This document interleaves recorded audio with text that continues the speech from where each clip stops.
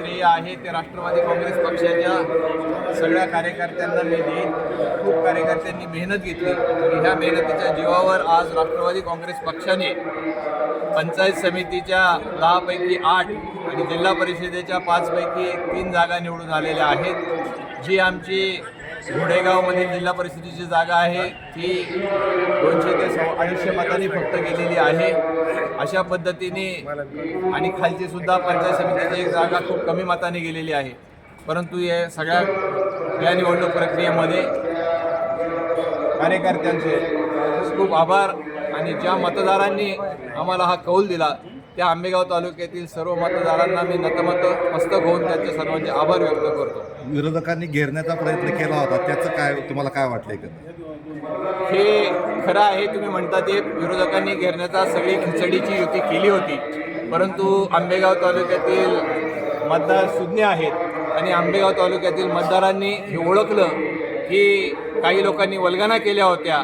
काय वल्गना केल्या होत्या आपल्याला माहिती आहे। आंबेगाव तालुक्याच्या पंचायत समितीवर भगवा फडकवायचा आणि आंबेगाव तालुक्याच्या पंचायत समितीवर ज्या पद्धतीने देवदत्त निकम यांनी सांगितलं होतं की आंबेगाव तालुक्याच्या पंचायत समितीवर आम्ही भगवा झेंडा फडकू, हे आंबेगाव तालुक्यातील जनतेने साफ नाकारलेलं आहे। आणि पोटात एक आणि ओठात एक जे चाललेलं होतं देवदत्त निकम यांचं, त्याला आंबेगाव तालुक्यातील जनतेने चोख उत्तर दिलेलं आहे। देवदत्त निकम यांनी आत्ता 2 मिनिटांपूर्वी या ठिकाणी बोलत असताना निवडणुकीच्या प्रक्रियेवरती आणि वोटिंगवरती प्रश्नचिन्ह निर्माण करत सांगितलं की सहकारी संस्थाचे कर्मचारी आणि कारखान्याचे कर्मचारी दिसतात।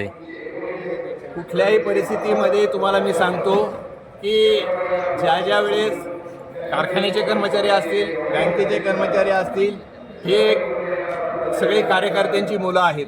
ती आपापले रजा टाकून जर कोण प्रचाराच्या याच्यामध्ये भाग घेत असेल तर त्याला आम्ही रोखू शकत नाही आणि आम्ही काही कोणाला जबरदस्ती केली नाही। कुठल्याही कर्मचाऱ्याला आम्ही सांगितलेलं नव्हतं का तुम्ही प्रचारामध्ये भाग घ्या। प्रत्येकजण या म्हणूनच मी असं सांगतोय की आंबेगाव तालुक्याचे सगळे कार्यकर्ते असतील, जनता असेल, यावेळेस स्वयंस्फूर्तीने बाहेर पडली आणि त्यांनी ठरवलं होतं यावेळेस राष्ट्रवादी काँग्रेस पक्षाचा झेंडा फडकवायचा। एक प्रश्न आहे,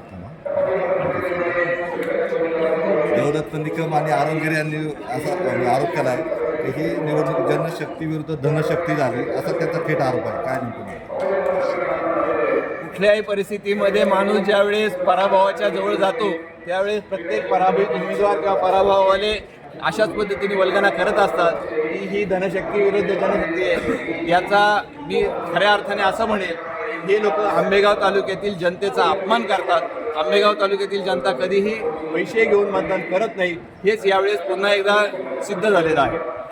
एकंदर जे आता यश मिळालंय किंवा 2 जागा गेल्या जिल्हा परिषदच्या, तर त्याचं नेमकं काय कारण असावं? त्याचं काय आत्मपरीक्षण किंवा पक्षाने काय चिंतन, भविष्यात काय त्याच्यावर नियोजन आहे?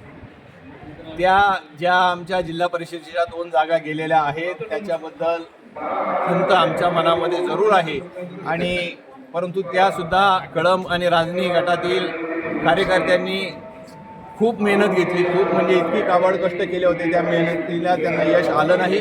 तसंच घोडेगाव मतदारसंघातील सुद्धा जे गट आहे त्याच्यामध्ये सुद्धा कार्यकर्त्यांनी अपार कष्ट घेतले, परंतु शेवटी थोडेसे कष्ट कमी पडण्यापेक्षा थोडासा जनतेने आम्हाला कौल तिथं कमी दिला। आम्ही त्याच्यात आत्मपरीक्षण करू आणि पुढच्या भविष्य काळामध्ये त्या दोन्ही जिल्हा परिषदेच्या गटामध्ये जोमाने काम करू आणि जनतेचे प्रश्न सोडू, हीच यामार्फत तुमच्या मार्फत मी जनतेला संदेश देतो।